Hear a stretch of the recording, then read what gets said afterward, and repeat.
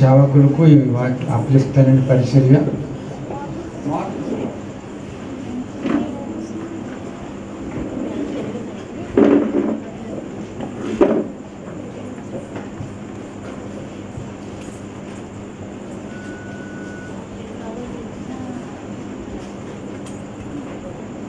Mark సువార్త 10వ అధ్యాయము అందరూ తీసుకోండి. యేసు ప్రభు ఒకానికి దాని ముందు ఒక వ్యక్తికి దారి మార్గంలో వెళుతూ యేసు ప్రభు దగ్గరికి ఆయనే వచ్చాడు స్వయంగా. మరలా ఎలాగొచ్చాడంటే చాలా పరుగున వచ్చి మోకాళ్ళుని సద్బోధకుడా అని పిలిచాడండి. 10వ అధ్యాయము 17వ వచనం ఈ మాట మీరు జ్ఞాపకం ఉంచుకోండి. తనంతట తానే పరుగున వచ్చాడు, ఆయన సాగిలపడ్డాడు, సద్బోధకుడా అని పిలిచాడు. అంత వినయంగా పిలిచాడు, చాలా శ్రద్ధగా పిలిచాడు, చాలా ఉన్నతమైనటువంటి అనుభవంలో ఉన్నట్లుగా ఆయన పిలిచాడు. కానివ్వండి, అక్కడ ఏం జరిగిందంటే పరుగెత్తుకుని వచ్చి ఆయన ఎదుట మోకాళ్ళలోని సద్బోధకుడా, నిత్య జీవమును వారసుడుటకు నేను ఏమి చేయవలని నేను అడిగాడండి. అయ్యా, నేను పరలోక రాజ్యమే నాకు కావాలి, ఆ రాజ్యంలో నేను ఉండటానికి నేను ఏం చేయాలని ఆయన అడిగాడండి. యేసు ప్రభు పిలవలేదు, ఆయన రమ్మనలేదు, తనే పరుగున వచ్చి ఈ విషయం అడిగినప్పుడు ఆయన ఇచ్చిన జవాబు చూద్దాం. దేవునికి స్తోత్రములు. ఆయన ఏమన్నాడంటే,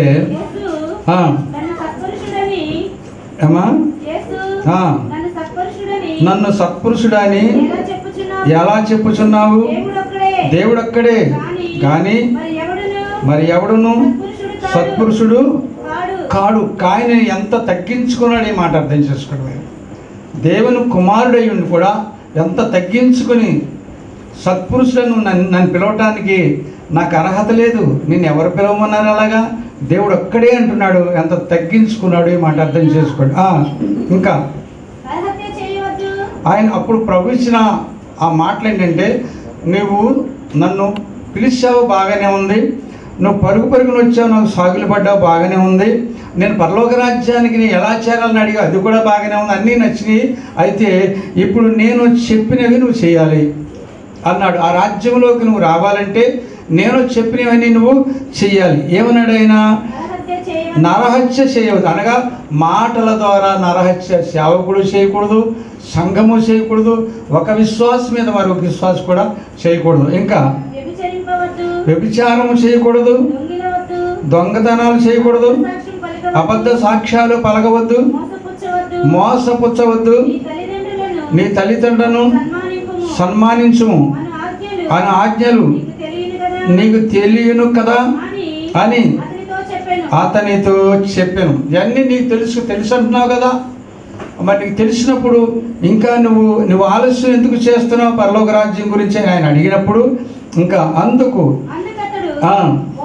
బోధకుడా బాల్యము నుండి ఇవన్నీ అనుసరించునే, ఎంత శ్రద్ధగా చెప్పాడు. బాల్యము నుండి అన్నీ నేను చేస్తున్నాను, నాలో ఏమీ కొదవలేదన్నాడండి. అప్పుడు ప్రభు ఒకే మాట్లాడాడు, నువ్వైతే ఇంకొకటి నీలో కొదవగా ఉంది అన్నాడు. ఆ మాట అనగానే ఏమైందంటే అతనికి వ్యసన పడి వెళ్ళిపోయాడు. అందుకోసం ఒక్కొక్కసారి దేవుని వాక్యం ఎవరైనా గాయపరిచినప్పుడు ఇది నా మంచి కోసమే అనుకోవాలి తప్ప ఏమాత్రం కూడా మనం వ్యసన పడకూడదు, కోపగించుకోకూడదు, రాకుండా ఆగిపోకూడదు. గట్టిగా దేవునికి వాక్యం స్పష్టంగా చెబుతుంది. నీకు ఎన్ని తెలియవచ్చు కింద చదవండి.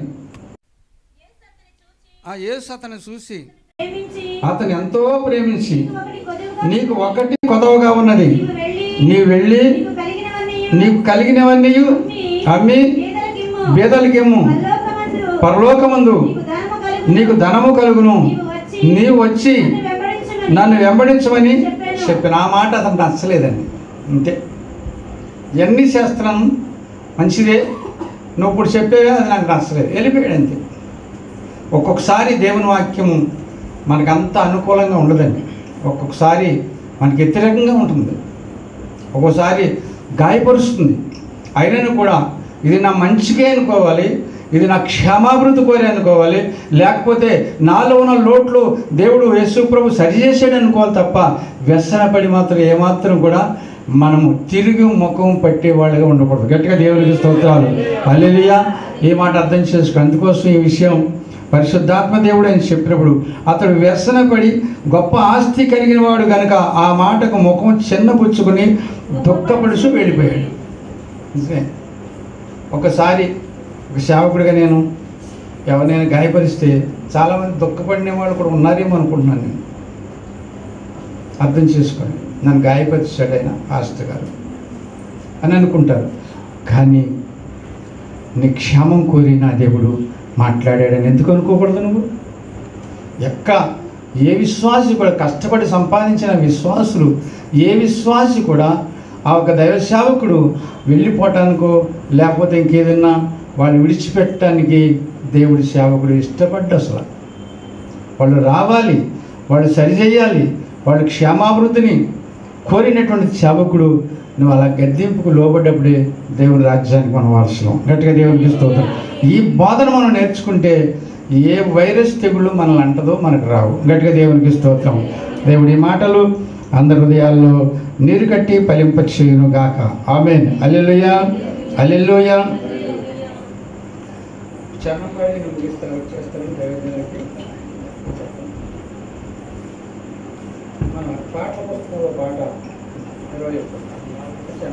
అన్ని పాడండి. కష్టకాలమందు నీ చెంత చేరి కన్నీళ్ళు తుడిసి నన్నాదరించినది. కష్టకాలమందు నా చెంత చేరి కన్నీళ్ళు తుడిసి నన్నాదరించినది. నీ కృపా, నీ కృపా, నీ కృపా, నీ కృపా, నీ కృపా, నీ కృపా. ఏ స్థితిలో ఉన్నానంటే ఇంకా ఉన్నానంటే, ఈ స్థితిలో ఉన్నానంటే ఇంకా బ్రతికున్నానంటే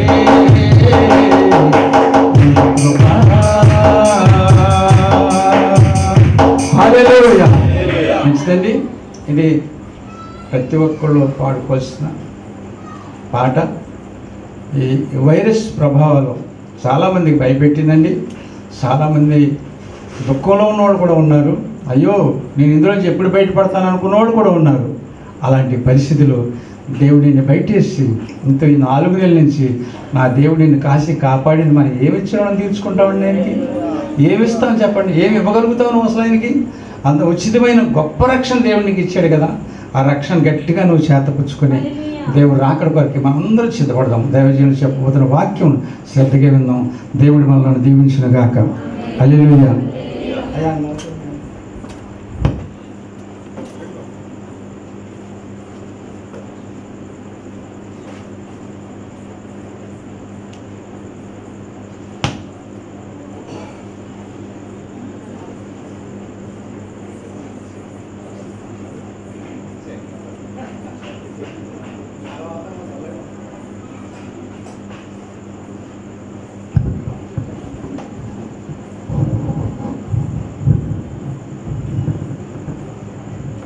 ప్రైజ్ ది లార్డ్. హల్లెలూయా. గట్టిగా సంతోషంగా లేనివాడు చెప్పండి. దేవునికి స్తోత్రం. దేవుని పరిశుద్ధ నామానికి మహిమ కలుగును గాక. మరి దానికి సమయం ఇచ్చిన దైవజనులకు, మరి బంగారాజయ్య గారికి, అమ్మగారికి, కుటుంబానికి ప్రత్యేకమైన వందనాలు. కూడి వచ్చిన మీ అందరికీ కూడా ప్రభు యేసుక్రీస్తు నామంలో వందనం వచ్చిన తెలియజేస్తున్నాను. హల్లెలూయా. చిన్న చరణం నేను కూడా బాబు ప్యాడ్ బాగా వహిస్తున్నారు కనుక ఒక చరణం పల్లవి పాడతాను. అది పాట పాడమంటే ఫుల్గా పాడతాను. బాబు నీ ఇష్టం. హల్లెలూయా. అందరికి వచ్చిన పాట నాతో కలిసి పాడండి. నా తోడుగా ఉన్నవాడివి అనే పాట పాడుకుందాం.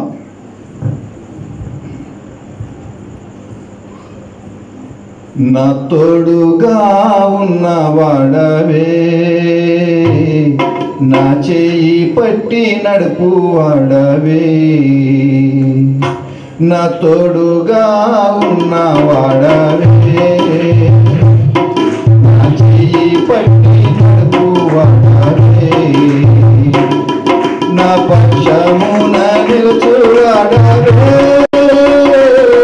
నా పక్షమున నిలుచువాడవే, నా ధైర్యము నీవే యేసయ్యా,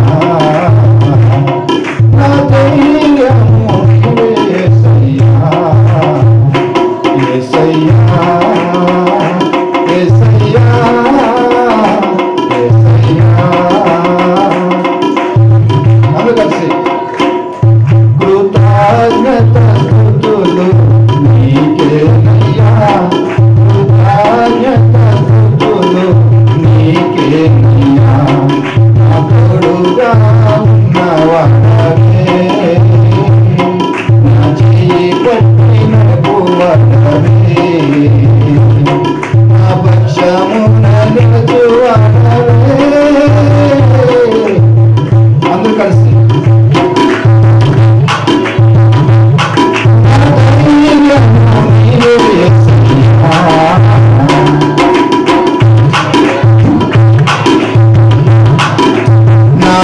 నానువారు నాకు దూరమైన నా తల్లిదండ్రులు జీవించిన,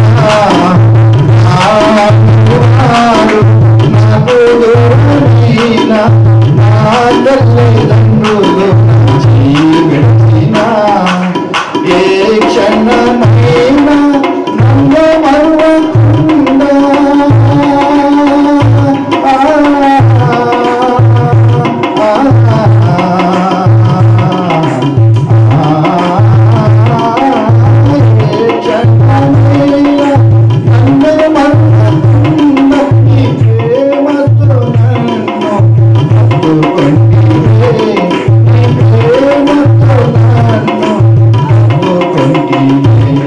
నా తోడుగా ఉన్నవాడవే,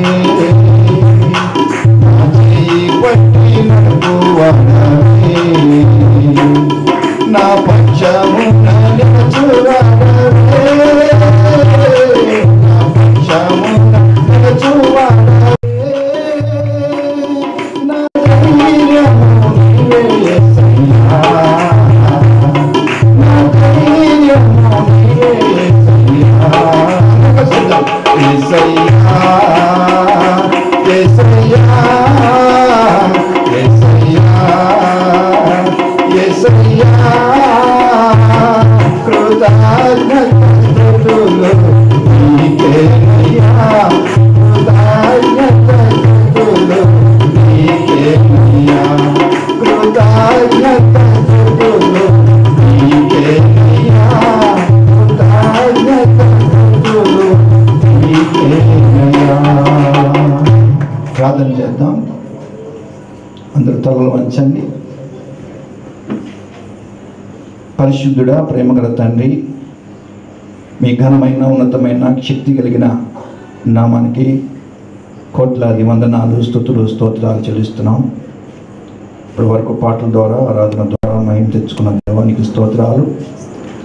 అల్పుడును అయ్యకుడును నేను నిలబడుతుండగా నన్ను మరుగుపరిచి మీదే ముందుండి మాట్లాడి మహిమ తెచ్చుకోమని యేసయ్య కృపగల నామంలో ప్రార్థించి వేడుకొంచున్నాము తండ్రి, ఆమేన్. హల్లెలూయా.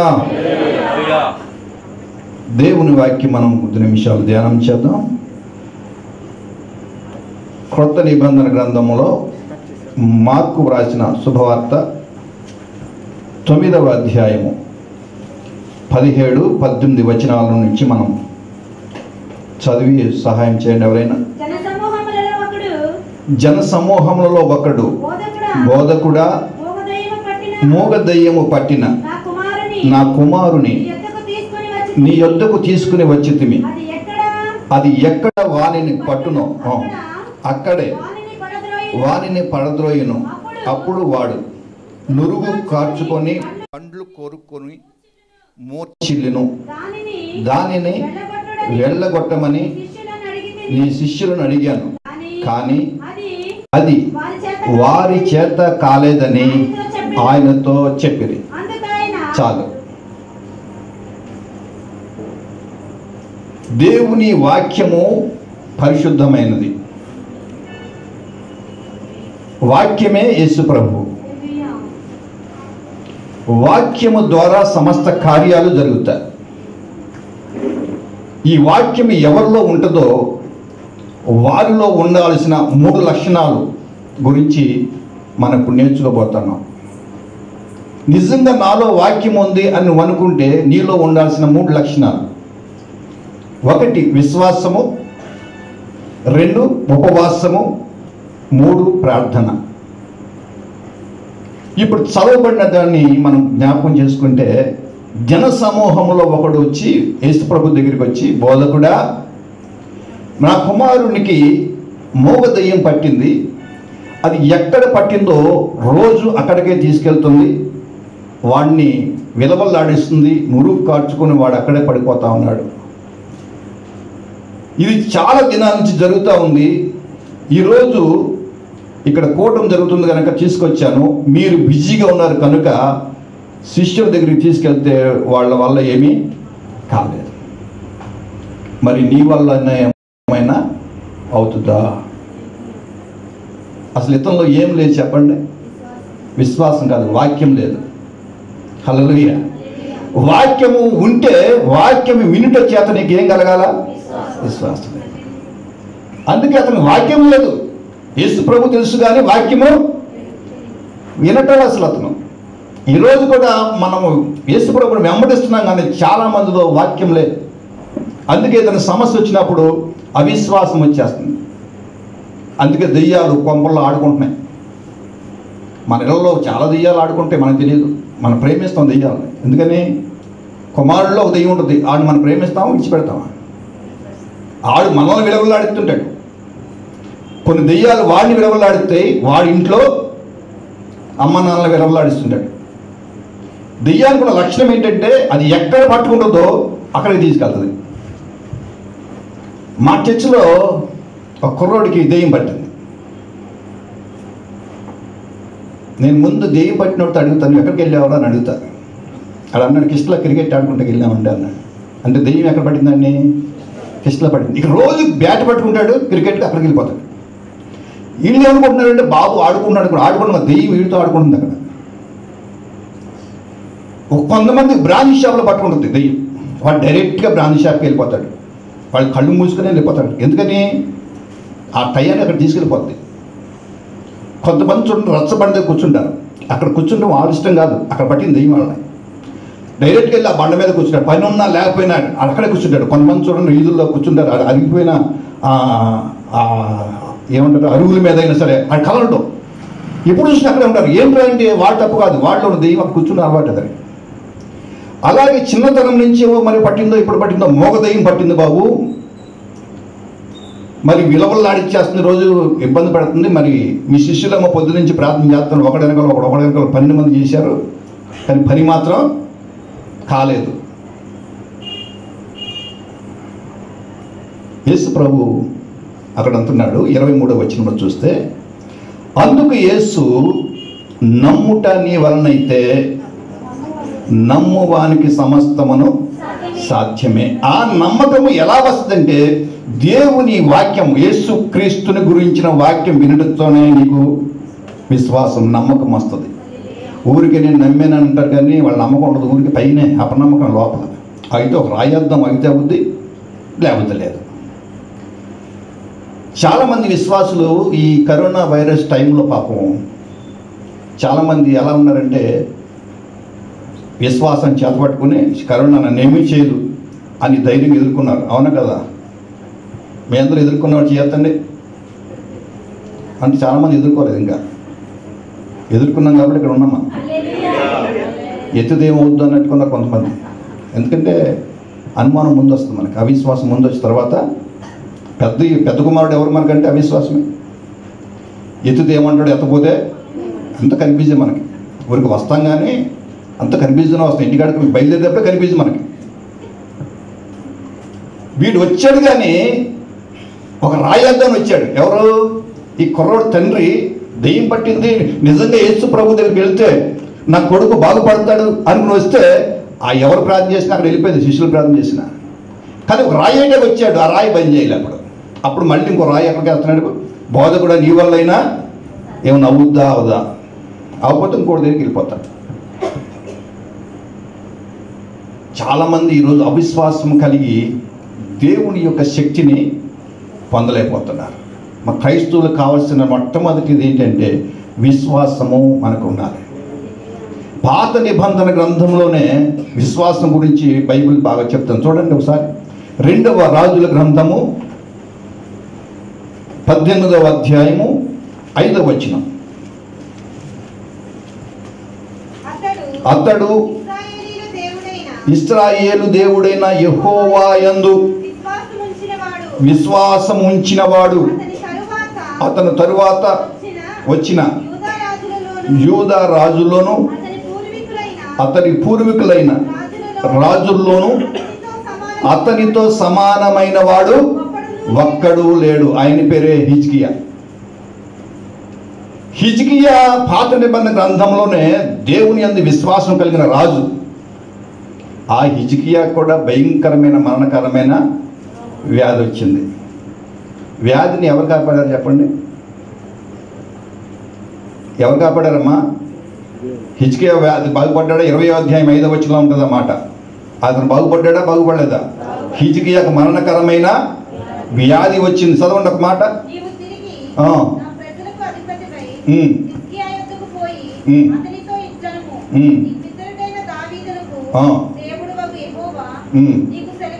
25 చదివమ్మా. 5వ వచనం చదివే సరిపోతుంది, టైం చాలు.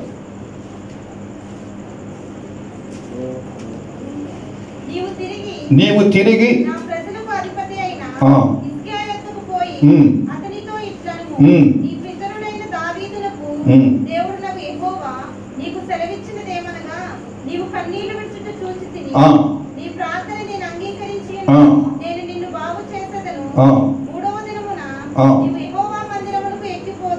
దేవుని స్తోత్రం చెప్పండి. హిజ్కియాకి ఒక వర్తమానం వచ్చింది, భయంకరమైన వర్తమానం, వైరస్ కన్నా భయంకరం ఇది. ఏమన్నాడు?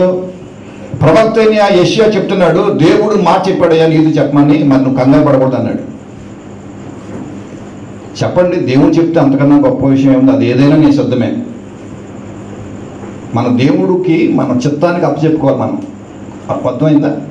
మన ప్రార్థనలు ఏం చేస్తామంటే నీ చిత్తమే అంటాం. మళ్ళీ ఏదైనా పాజిటివ్ వస్తే పర్లేదు, నెగిటివ్ వస్తే. అందుకే హిజ్కియా అన్నాడు, ఏదైనా దేవుడి స్తోత్రం చెప్పండి, మీరు చెప్పాడు కదా దేవుడు చెప్పండి అంటే, నీకు రోజులు దగ్గర పడినాయి బాబు, నీ ఇల్లు చక్క పెట్టుకో, నువ్వు చేయాల్సిందని చేసుకో, సంతకాలు ఎక్కడెక్కడెట్టాలో పెట్టేస్తే ఇక నీకు మరణం మన దగ్గరకు వచ్చేసింది, అది చెప్పమన్నాడు దేవుడు, చెప్తున్నా అన్నాడు. మనమైతే ఏం చేస్తాం? ఆ మాటిని బ్రతుకుడికి ఇస్తే తర్వాత లాభం ఏముందయ్యా అంటావా? ఎట్టగా ఎప్పుడైతే నా పిల్లలు చూస్తే ఆ పెద్దదానికి పెళ్లి చేయాలి, చిన్నదానికి పెళ్లి చేయాలి, అవి ఎకరం పోవడం, ఆవిడ దేంట్లో ఉన్న కోర్టు కేసులు ఉన్నాయి, అవన్నీ విడుదల అవ్వాలి. ఇప్పుడు పోతే ఎట్టగా నేను 100 ప్రశ్న వేస్తాం. దేవుని స్తోత్రం. కానీ హిజ్కియా ఎలా ప్రార్థన చేస్తున్నాడంటే, గోడ తట్టు తిరిగాడట. ఎవరి తట్టు తిరిగి, ఒకసారి నా జీవితంలో జరిగినటువంటి కార్యాలు, నేను చేసిన మీ దృష్టిలో మంచి పనులను ఒకసారి జ్ఞాపకము చేసుకొని చూడండి. అలా కన్నీరు విరుస్తూ మీ చిత్తమైతే కార్యం చేయండి, లేకపోతే అప్పటికే హిజ్కియా పిల్లలు చిన్నోళ్ళే, రాజ్యభారం మోసేంత కెపాసిటీ లేదు. ఆ టైంలో హిజ్కియా లాంటి రాజులు ఎవరూ లేరు. ఏ రాజు వచ్చినా విగ్రహారాధన స్టార్ట్ చేస్తున్నారు, ఈ బలిపీఠాలన్నీ పడగొడతారు, యెహోవా బలిపీఠ. ఈ టైంలో నేను పోతే చాలా ప్రాబ్లం అని చెప్పేసి కన్నీటితో ప్రార్థన చేస్తాడు. వెంటనే దేవుడు ఆ ప్రార్థన విన్నాడు. ఆయనకి ఇంకా ఎన్ని 15 సంవత్సరాల ఆయుష్ని ఇచ్చాడు. దేవుని స్తోత్రం చెప్పండి. అంటే దీనికన్నా ముందు ఏముంది అతనిలో అని గమనిస్తే మనము అతనిలో విశ్వాసము చెక్కు చెదరలేదు. హల్లెలూయా. ఒకటి విశ్వాసం నీ జీవితంలో ఉంటే నువ్వు దేనికి భయపడాల్సిందా. ఆ విశ్వాసమే నిన్ను నమ్ముట నీ వలన అయితే అన్నీ సాధ్యమవుతాయి. పెళ్లి కాని పిల్లలు విశ్వాసంతో చూడాలి పెళ్లి కొడుకుల్ని. ఇలాంటి పెళ్లి కొడుకు కావాలి నాకు అని విశ్వాసం చూడండి, ఆడే నడుచుకుంటూ వచ్చేస్తాడు. హల్లెలూయా చెప్పండి. విశ్వాసం అనున్నది నిరీక్షించి వాటి అయితే నువ్వు ఏదైతే కోరుకుంటున్నావో ఎదురు చూస్తున్నావో అది కార్యసిద్ధి కలిగి నీ దగ్గరికి వస్తుంది. అల్లుళ్ళు కావాలన్న వాళ్ళు అత్తలు ఏం చేయాలంటే అల్లుళ్ళు ఇలా ఉండాలని కోరుకుని ప్రార్థించేయండి. కోడలు కావాల్సిన వాళ్ళు ఇలా ఉండాలని ప్రార్థించేయండి. ఎలా ఉండాలి అమ్మ? మన ఇంటికి వచ్చే కోడలు ఎలా ఉండాలి చెప్పండి. మన అబ్బాయికి చెప్పండి అమ్మా, విధేయత కలిగి ఉండాలి వద్దా? అబ్బాయికి కాదు, అందరికీ విధేయత కలిగి ఉండాలి. అదే కోరుకుంటాం కానీ జరగట్లేదు. అదే ప్రాబ్లం. దేవుని స్తోత్రం చెప్పండి. ఎందుకని మనం ప్రార్థన చేయం, ఏదో చేసేస్తాం అంతే. వాళ్ళు క్రైస్తవులు మేము క్రైస్తవులు, వాళ్ళు చర్చికి వెళ్తారు, మేము వెళ్తాం అనుకుని చేసేస్తున్నాం. కానీ అక్కడ దేవుని చిత్తాన్ని కానీ విశ్వాసం కానీ మనం అక్కడ ఉపయోగించట్లేదు. నిజంగా నీ విశ్వాసంతో నువ్వు కార్యం నువ్వు ప్రార్థన చేస్తే నీ ఇంట్లో జరగని కార్యం అంటూ లేదు. ముందు మనకి ఏం కావాలి? విశ్వాసులకి. విశ్వాసులు అంటేనే విశ్వాసం. నేతి బీరకాయలు అలా ఉంటుంది, నెయ్యి అలా అయిపోయింది మనకి. పేరుకి మాత్రం విశ్వాసులమే, కానీ విశ్వాసం మాత్రం ఏదో సమస్య వచ్చినప్పుడు బేరం అనేది ముందు మనమే. అన్నిలు కన్నా కూడా అన్నీ కూడా ఆలోచించి చేస్తారు, మనం ముందే బేరం అంటాం. మన సహోదరి అంటుంది, అయ్యా నా పని అయిపోయింది అంటుంది. ఏమైందన్న? ఇంకేముంది అయ్యగారు, మా అబ్బాయి చూస్తేనేమో చిన్నపిల్లడు, వాడికి ఆపరేషన్ చేయాలన్నారు, కడుపులో ఏదో గడ్డ ఉందంట. మా ఆయన చూస్తే పెరాలసిస్ వచ్చేసింది, చెయ్యి పోయింది, మూతడి పోయిందండి. నాకు చూస్తే ఒళ్ళంత నీరు వచ్చేసింది, ఆ పరిస్థితి బాగాల. మా ఇంట్లో అందరికీ రోగాలనే గారు ఉంది. వారు ప్రార్థన చేశారా అని చెప్తే లేదు గారు మీరు చేశారుగా అంటుంది. అంటే ఎవరి మీద పెట్టింది ఇప్పుడు? అంటే అన్నీ నేనే అంటే పాస్టర్లో భరించాలి. మాకు ఏది జరిగినా బాధ్యత ఎవరిది? మీదే. మేము మాత్రం ఇంచి కదలం, ప్రార్థన చేయము, విశ్వాసం ఉండదు. ఉపవాసం అంతకన్నా ఉపవాసం మీరే ఉండాలి, మీరే విశ్వాసం చూపించాలి, మీరే ప్రార్థించాలి. కొంతమంది పెళ్లి సంబంధాలు బయలుదేరుతారు అక్కోళ్ళు. వెళ్ళేటప్పుడు ఏం ప్రార్థనో, అయ్యా టైర్లో మీరు ఉండాలంటే గాలిపోకుండా, స్టీరింగ్లో మీరు ఉండండి అయ్యా ఎవరికి యాక్సిడెంట్ అవ్వకుండా. పెత్తనం మాత్రం అక్కడ మేము మాట్లాడుకుంటాం కిరాయిలో ఏంటి కట్నాలు. మళ్ళీ వచ్చేటప్పుడు మళ్ళీ ప్రార్థన ఏమైంది? అయ్యా మళ్ళీ స్టీరింగ్లో మీరు, గాలిలో మీరు. మనం విశ్వాసం ఎక్కడ పెట్టాం? ఇప్పుడు స్టీరింగ్లోనూ టైర్లో పెట్టేసాం. అయినా సరే యాక్సిడెంట్ అయింది మొన్న ఒకటికి. ఇదేంటి ప్రార్థన చేసినాక అంటాడు. పాస్టర్ గారు కూడా డాక్టర్ ఉన్నాడు, టెస్ట్ చేసిన ఆయన, కానీ బతికారు. అదే అన్న ప్రార్థన బతికించింది. అయ్యా కారు తుప్పు అయిపోయింది ఆయా తిరువూరు రోడ్లో. ఇక నన్ను రమ్మన్నారు, నాకు ముందు చెప్పాడు దేవుడు వెళ్ళమాకన్నాడు. నేను అన్న పని ఉంది రానులే అన్న. మరి పెద్దయ్య గారు మీరు రావాలి, మేము అట్టేట విషయాలు పెద్దయ్య గారులే చిన్నయ్య గారులే నేను రాను అన్న. కరెక్ట్గా తెలుసు నాకు. వెళ్ళారు పెళ్లి సంబంధానికి, వెళ్ళారు, చూసుకున్నారు, మాట్లాడుకున్నారు. వచ్చేటప్పుడు ఏదో ర్యాలీ వస్తున్నాను, టీడీపీ ర్యాలీ. ఆ ఎవడో తాగుబోతుడి మీద గుర్తించారు కోట మీద. బండి తుప్పు అయిపోయింది. వాళ్ళు పెద్ద గొడవ రౌండ్ వేసారంట, పెద్ద గొడవ. అప్పటి నుంచి ఫోన్ చేశారు. ఫోన్ చేసి అయ్యా ప్రార్థనలో పెట్టండి అంటున్నారు. ఏం దేనికి? వీళ్ళంతా రౌండ్ వేశారని. మరి ప్రార్థన వెళ్ళి ఏ ప్రార్థన వెళ్ళావు నువ్వు? వెళ్ళేటప్పుడు టైర్లు ప్రార్థన, లేకపోతే స్టీరింగ్ ప్రార్థనలు. మన ఎంత కాలమైనా సరే ప్రార్థనలో మార్పు మాత్రం రాదు. ఎందుకంటే వాక్యము నీలో నిలవ ఉండకపోతే నిలిచి ఉండకపోతే, వాక్యం నీలో లేకపోతే అవిశ్వాసం వస్తుంది. అవిశ్వాసం ద్వారా నీకేం కలుగుతుంది? అన్ని వ్యతిరేకతలే వస్తాయి. ముందు నమ్మాలి. ఎవరు నమ్మాలి చెప్పండి ఫస్ట్? అబ్బా ఎంత బాగా చెప్తాం, ఇంకెవరు నమ్ముతాం? ఎవరు చెప్పినా అదే. పరలోకం వెళ్తాం, నరకం వెళ్తాం అంటే ఏమంటాం? పరలోకం వెళ్తాం అంటాం, నరకం అంటామా? ఎందుకని? ఉద్దేశాలు మంచియే, కానీ దానికి సంబంధించినటువంటి క్రియలు మనలో ఉండాలి. విశ్వాస సంబంధమైన క్రియలు నీలో ఉండాలంటే వాక్యమే నీకు విశ్వాసాన్ని కలుగజేస్తే కనుక ఆ వాక్యమైన యేసయ్య నీలో ఉండాలి. రెండవదిగా ఉపవాసము. పాత నిబంధనలో కూడా ఉపవాసాల గురించి ఉంది, కొత్త నిబంధనలో కూడా ఉపవాసం గురించి ఉంది. అది కూడా చూద్దాము. పాత నిబంధన గ్రంథంలో ఉపవాసం గురించి చదివే ముందు కొత్త నిబంధనల గ్రంథంలో కూడా మనం చూద్దాం. చూడండి, అదే యొక్క మార్కు సువార్తలో కూడా అదే మాట చదవండి. మార్కు సువార్త 9వ అధ్యాయం 28వ వచనంలో ఈ మాట ఉంది. చూడండి, 9:28. ఆయన ఇంటిలోనికి వెళ్ళిన తరువాత ఆయన శిష్యులు, మేము ఎందుకు ఆ దెయ్యములను వెళ్ళగొట్టలేకపోతిమి అని ఏకాంతంగా రహస్యంగా అడిగారు. అందుకు ఆయన, ప్రార్థన వలననే కానీ మరి దేని వలనను ఈ విధమైన వదిలిపోవట అసాధ్యము. కింద పుట్టినోట్లో రాస్తారు, ఏమని రాస్తారు? ఇది ఉపవాసము వలన, ప్రార్థన వలన ఉంటుంది. హల్లెలూయా చెప్పండి. చాలామంది ఉపవాసాలు ఉంటాం, కానీ ఆ ఉపవాసంలో విశ్వాసం ఉండదు. ఉపవాసం ఉండేటప్పుడు ఎలా ఉండాలి? విశ్వాసంతో ఉండాలి. ఈ ఉపవాస కూడిక ద్వారా, లేకపోతే ఈ ఉపవాస ప్రార్థన ద్వారా దేవుడు నాకు ఈ మేలు చేయబోతున్నాడు అని నువ్వు నమ్మాలి. ఈ రాత్రి మీరు ఇక్కడ కూడి ఉన్న ప్రతి సహోదరి సహోదరుడికి నేను చెప్పే మాట, ఈ రాత్రి మీ జీవితంలో ఏదైతే ఆటంకకరంగా ఉన్నదో ఆటంకాలని తొలగించి దేవుడు మీకు ఒక అద్భుతం చేస్తాడు. ఈ ఉపవాసం ద్వారా నమ్మిక కూర్చుంటే ఈ ఉపవాస కూడిక ముగించే లోపలే మీకు అద్భుతం జరుగుతుంది. హల్లెలూయా చెప్పండి. ఏదో అయ్యగారు పెట్టాడు కాబట్టి మనం వచ్చామో, ఏదో బక్కపాస్ట్ వాడు వచ్చి చెప్తున్నాడు వాక్యం వినాలి కాబట్టి వింటున్నాం అంటే మనకు ఉపయోగమేమి లేదు. ఉపవాసం అయిపోతుంది. పాత నిబంధన గ్రంథంలో యోనా గ్రంథంలో కూడా ఇదే చెప్తాడు. యోనా గ్రంథము చదవండి ఒకసారి. యోనా గ్రంథము 3వ అధ్యాయం 5వ వచనం చదవండి షార్ట్గా. నినివే పట్టణపు వారు దేవుని యందు విశ్వాసముంచి ఉపవాస దినమును చాటించారు. గనులేమి అల్పులేమి అందరూ గోనె పట్ట కట్టుకున్నారు. హల్లెలూయా చెప్పండి. నినివే పట్టణం మీదకి దేవుడు ఉగ్రత వస్తుందని ప్రవక్త అయిన యోనా ప్రకటిస్తాడు. ప్రకటించగానే గనులేమి అల్పులేమి ఆ ఊళ్ళో ఉన్నటువంటి ఆ పట్టణంలో ఉన్నటువంటి 120,000 మంది ప్రజలు అందరూ కూడా దేవుడి మీద విశ్వాసం ఉంచారంట. హల్లెలూయా చెప్పండి. అందరూ గోనె పట్ట కట్టుకున్నారు. అంటే ఉపవాసానికి గుర్తు ఏంటంటే గోనె పట్ట. పాత నిబంధన గ్రంథంలో గోనె పట్ట కట్టుకుంటే విశ్వాసం ఉన్నాడు అని అర్థం. కొత్త నిబంధనలో గోనె పట్ట అక్కర్ల మనకు. మన గోనె పట్ట యేసు ప్రభువే. హల్లెలూయా చెప్పండి.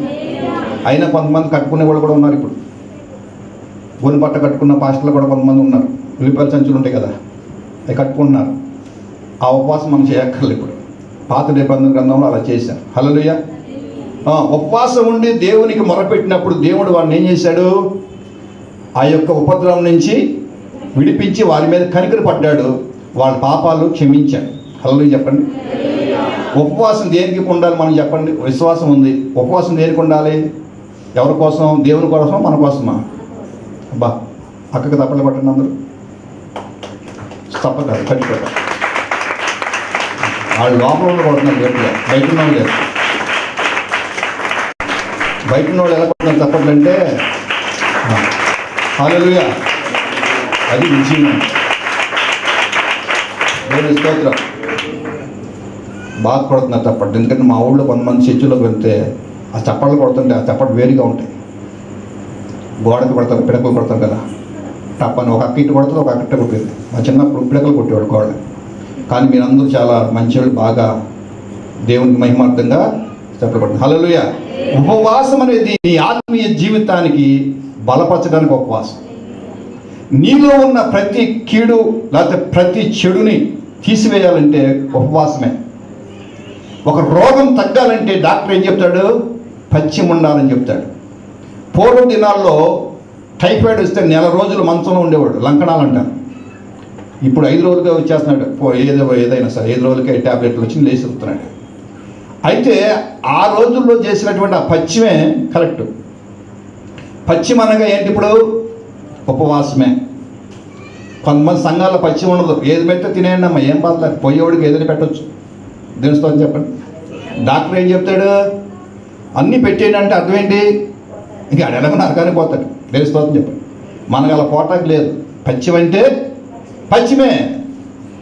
ఈ ఈ ఉపవాసము దేవునితో సహవాసం కలిగి ఉండి చేయాలి. అర్థమవుతుందా? ఉపవాసం ఉన్నప్పుడు మనం చాలామంది ఉపవాసం ఉన్నానమ్మా అంటారు, కానీ దేవుడితో వాక్యం చదవరు, వాక్యం వినరు, వాక్యంతో సహవాసం చేయరు. కాసేపు టైం పాస్ 3ంటికి మనం తినాలి కదా, 3 ఇప్పుడు అవుద్దా, గడియార ఉపవాసం ఉంటారు. దీన్ని 3 దాకా ఉపవాసం ఉంటారు అంటారు, కానీ 3 దాకా ఎలా ఉంటారు? ఎప్పుడు 3 అవుద్దా, అది ఉపవాసం కాదు. ఉపవాసం అనగా దేవునితో కలిసి సహవాసించాడు. ఆ దినమంతా దేవునితోనే ఉండాలి. ప్రార్థన, పాటలు పాడుతూ, వాక్యం చదువుతూ దేవునితో గడపండి. పరిశుద్ధ ఆత్ముడు మీతో సహాయం చేసి మీతో ఉండి కార్యం చేస్తాడు. అది నిజమైన ఆ ఉపవాసం ద్వారా దేవుడు అద్భుతాలు జరిగిస్తాడు. నినివే పట్టణస్థులు భయపడిపోయారు. యోనా ప్రవక్త చెప్పిన మాటకి భయపడిపోయి దేవునికి లోబడ్డారు. అందరూ సాష్టాంగం పడిపోయారు, గోనిపట్ట కట్టుకున్నారు, బూడిద నెత్తి మీద పోసుకున్నారు. ప్రభువా, మా పాపాలు క్షమించండి, మా అంత పాపులు ఇక్కడ ఎవరు లేరు ప్రపంచంలో అని ఒప్పుకున్నారు. నిజంగా నినివే పట్టణం గురించి చదువుతుంటే బైబిల్లో ఘోరమైన పాపం చేసిన నినివే పట్టణం. అంత ఘోరమైన పాపములు దేవుడు క్షమించాడు. దేవుని ద్వారా తెలుసా? ఉపవాసం ద్వారా. హలో చెప్పండి. నీ మీద, నా మీద, మన అందరి మీద పనిచేస్తున్న ఏ పాపమైనా సరే క్షమించబడాలంటే దేవుని విశ్వాసం కలిగి ఉండాలి, ఉపవాసము ఉండి దేవునితో సహవాసం చేయాలి. ఉపవాసములో లోక సంబంధమైన ముసల్మా ముచ్చట్లు ఉండకూడదు. అప్పుడు నిన్ను సాతాను బలహీనపరుస్తుంది. ఉపవాసం అంటే దేవుడితోనే గడపాలి, దేవుడి బిడ్డలతో గడపాలి, సేవకులతో గడపాలి. ఎక్కడైతే ఆత్మ సంబంధం గల వారు ఉంటారో వారితో కలిసి ఉండాలి. ఉపవాసం ఉన్న 4 రోజులు లేని ఎడల సాతానికి అవకాశము ఇచ్చినట్లే. ఈరోజు వైరస్ గురించి మనం భయపడాల్సిన అవసరము లేదు. ఈ వైరస్లు అనేవి దేవుడు అనుమతిస్తే కానీ, ప్రపంచమంతా వచ్చిందంటే దేవుడే అనుమతించాడు. మనం ఏం చేయాలంటే ప్రభు దగ్గర మన పాపాలు ఒప్పుకోవాలి. ఆ ఉపద్రవం, మా కీడు మా మీదకు రానీయకండి ప్రభువా. ఒకవేళ మేము తెలిసి తెలియక చేసిన పాపాలు క్షమించండి, మళ్ళీ మమ్మల్ని మీ బిడ్డలకు అంగీకరించమని ప్రార్థన చేసినప్పుడు దేవుడు కనికరం మళ్ళీ నినివే పట్టణస్థుల మీదకి ఎలా అయితే దిగి వచ్చిందో మన మీద కూడా అలా దిగి వస్తుంది. హల్లెలూయా. చూడండి, ఒక పాపాత్మురాలైన స్త్రీ యేసయ్య పాదాలు కన్నీటితో కడుగుతుందంట. దేంతో? కన్నీరు కారుస్తుంది, తుడుస్తుంది, కారుస్తుంది, తుడుస్తుంటే పక్కన వాళ్ళకి చిరాకు వచ్చింది. ఆ అమ్మాయి క్యారెక్టరే మంచిది కాదు. మళ్ళీ పక్కనే కూర్చుంది యేసుప్రభు పక్కన, కన్నీరు కారుస్తుంది, ఏడుస్తుంది. మళ్ళీ ఎంటికలతో పాపాత్మురాలు అని గొనుగుతున్నారు. దేవుడు యేసుప్రభు చెప్పిన స్టేట్మెంట్ ఏంటంటే, ఆమె విస్తారమైన పాపములు, చప్పట్లు కొట్టండి సార్, నీ మీద నా మీద పనిచేస్తున్న విస్తారమైన పాపములు క్షమించగల దేవుడు యేసుప్రభు. అందుకే మనం ఉపవాసంతో దేవునితో సహాయం చేయాలి. దేవుని కనికరం నీ మీదకి వచ్చేస్తుంది. దేవుని జాలి, కనికరం, దయ మన మీదకి రావాలంటే మనం తగ్గించుకోవాలి. బూడిద పోసుకుని గోని పట్ట కట్టుకుని తగ్గించుకున్నప్పుడే ఆయన కృపా కనికరం మన మీదకి వచ్చేస్తుంది. ఆయన పేరే కనికరమయ్యాడు. ఎంత కోపించినా ఒక్కసారి ఆయన కనికరం ఎలా వస్తుందంటే వెంటనే వచ్చేస్తుంది. ఆయన కళ్ళలోంచి నీళ్ళు వస్తాయి మనకన్నా ముందే. హల్లెలూయా చెప్పండి. ఎంత ప్రేమిస్తాడంటే మనల్ని అయినా అది ఎవరు ఊహించలేడు, చెప్పలేడు, అసలు వర్ణించలేడు ఆయన ప్రేమ. అలాంటి దేవుణ్ణి కలిగి ఉండి మనం అవిశ్వాసులుగా ఉండకూడదు. ఎప్పుడు కూడా విశ్వాసంలో ఎలా ఉండాలి? బలం కలిగి ఉండాలి. దేవుడు నాకు కార్యము చేస్తాడంతే. 6 నెలలు దాదాపు అయింది మనకి లాక్డౌన్ వచ్చి. ఎక్కడ స్టాప్ అయిపోయినాయి, పరిస్థితులు అనుకూలంగా లేవు. అయినా దేవుడు కాకుల ద్వారా ఆహారాన్ని పంపించినట్లుగా దేవుడు మనకి సహాయము పంపిస్తాడు. హల్లెలూయా చెప్పండి. నా మట్టుకు నేను సాక్ష్యం చెప్తాను. ఇది ఎవరు కనిపెట్టాడో తెలియదు కానీ ఈ పేటీఎమ్మా ఏటీఎం అది ఫోన్ పేలు మనం వాళ్ళని టచ్ చేయకూడదు, మనం వాళ్ళని టచ్ చేయకూడదు, వాళ్ళని మనము టచ్ చేయకూడదు. డబ్బులు కానుక తీసుకుంటే బయట వస్తుంది. ఎవరిని కానుకెత్తారా అయ్యగారన్నా అమ్మో నీ కానుక దగ్గర పెట్టుకోమని దాన్ని పెడతాను. ఎవరిని వస్తే మంచిలు తాగుతారా అన్నవాడు. ఇప్పుడు ఎవరిని వస్తే ముందు చేయబట్టు బాబు అని ఏమేస్తున్నా అనుకో, మాకు నిదానం పెడతా. బతుకుంటే ఇక అన్నీ భయమే. కూరగాయలు తెచ్చుకుంటే దాని మీద ఏమైనా ఉందేమో, రొద్దని రొప్పుకుని ఇప్పుడు నేను లేచి వణికిపోతున్నారు. తెలుస్తుందని చెప్పండి. అయితే దేవుడు అరుచుచున్న కాకు పిల్లలకు ఆహారం ఇచ్చే దేవుడు. హలో చెప్పండి. అని అన్నాడు, మీరు విశ్వాసం ఉంచండి, ఆకాశ పక్షులను చూడండి, వాటికన్నా మీరు అల్ప విశ్వాసులారా ఎందుకు మీరు సందేహిస్తారు? మీకేం కావాలో అది లాక్డౌన్ అవ్వచ్చు, ఏదైనా అవ్వచ్చు. మీ పక్కన 1000 మంది కోలొచ్చు, కుడి పక్కన 10,000 మంది కోలొచ్చు, నీ దగ్గరికి మాత్రం సహాయం రాకుండా ఎవడు ఆపలేడు. హలో చెప్పండి. మన దేవుడు అలాంటి వాడు. ఆ దేవుడి మీద విశ్వాసం ఉంచాలి. మనుషులు నమ్మితే ఏమవుతుందంటే వాళ్ళు ఎవడైనా సరే గుడ్డి కొట్టిస్తారు. నేను మనుషులు ఎవడైనా సరే, మనుషులు నమ్ముట కంటేను నమ్ముట, యెహోవాను నమ్ముట, రాజులు నమ్ముట కంటేను యెహోవాను నమ్ముట, ఆశ్రయించుట. ఓకే, హల్లెలూయా చెప్పండి. బైబిల్ చెప్తుంది, నీ స్నేహితుడు నువ్వు నమ్మవద్దు, ముఖ్య స్నేహితుడిని అసలు నమ్మొద్దు అన్నాడు సొలొమోను చెప్తాడు మాట. ఎవడు నమ్మే పొజిషన్ లేదు, కానీ మన దేవుడు మాత్రం నమ్మదగిన వాడు, అత్యంత కృపగల దేవుడు. హల్లెలూయా. ఈరోజు మనం సజీవుల లెక్కలో మనల్ని కూర్చోబెట్టాడంటే అది కేవలం దేవుని కృప. హల్లెలూయా. కనుక మనం యేసు ప్రభుని కలిగి ఉన్న మనము ఈ 3 విషయాల్లో బలంగా ఉండాలి. ఒకటి, విశ్వాసంలో బలంగా ఉండాలి. తర్వాత దేవునితో సహవాసం చేయాలంటే ఉపవాసంతో చేయాలి. ఉపవాస ప్రార్థనలు కనీసం వారానికి 2 రోజులన్నా ఉపవాసం ఉండాలి క్రైస్తవులు అనబడిన వాడు, కనీసం. తర్వాత ఏంటి? 3వది ప్రార్థన. చదవండి ప్రార్థన నిబంధన గ్రంథం, కొత్త నిబంధన గ్రంథంలో కూడా మాట చూపిస్తే తర్వాత ముందుకెళ్తాము.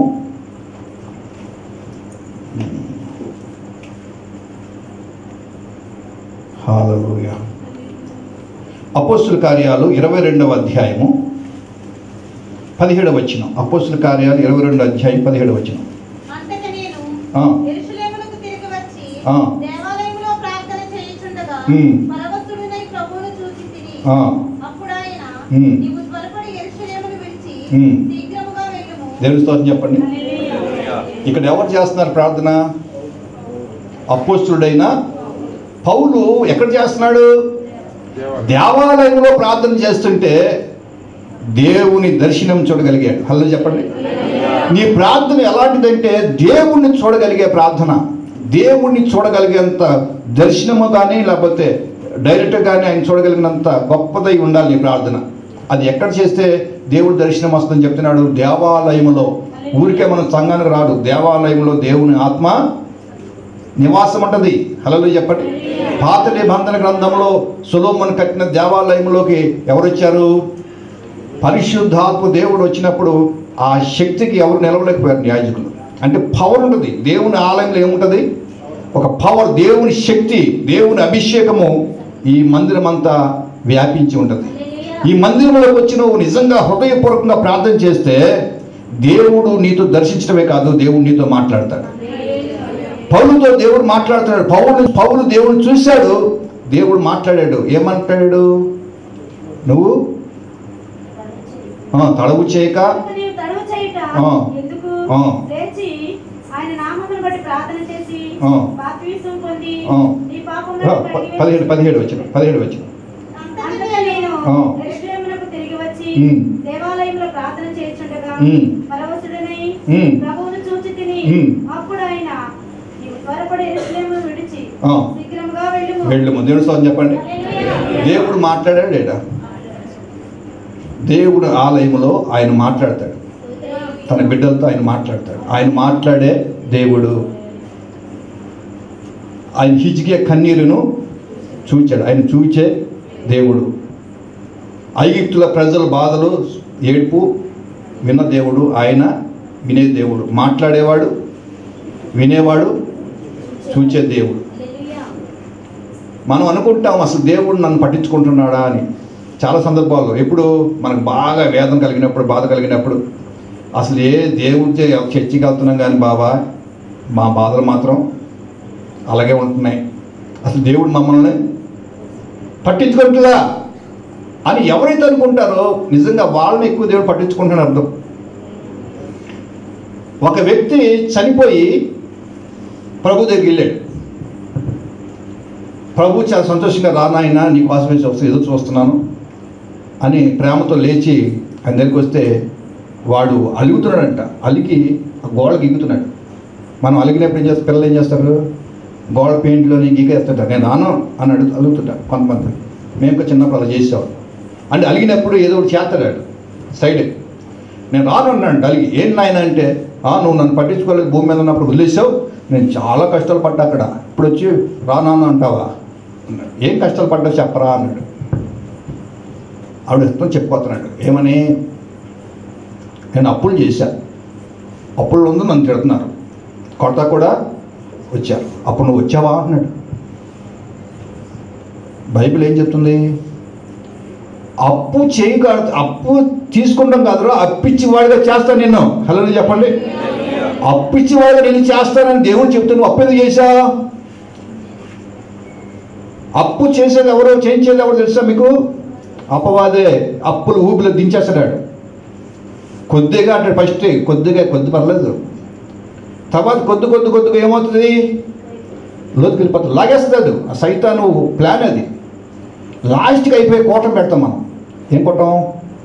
ఇక బాగా దిగిపోయాక ఉపవాస కోటం. అయ్యగారు ఇది తప్పదు, మీరు రావాలి, ఉపవాస కోటం పెట్టాలి. ఏంటమ్మా అంటే అప్పులు తీరట ఉపవాస కోటం. ఏమంటే పాస్టర్ గారికి చాలా చక్కగా పాస్టర్ జాబ్ అంటే మంచి జాబ్ అనుకుంటే చాలామంది కదా.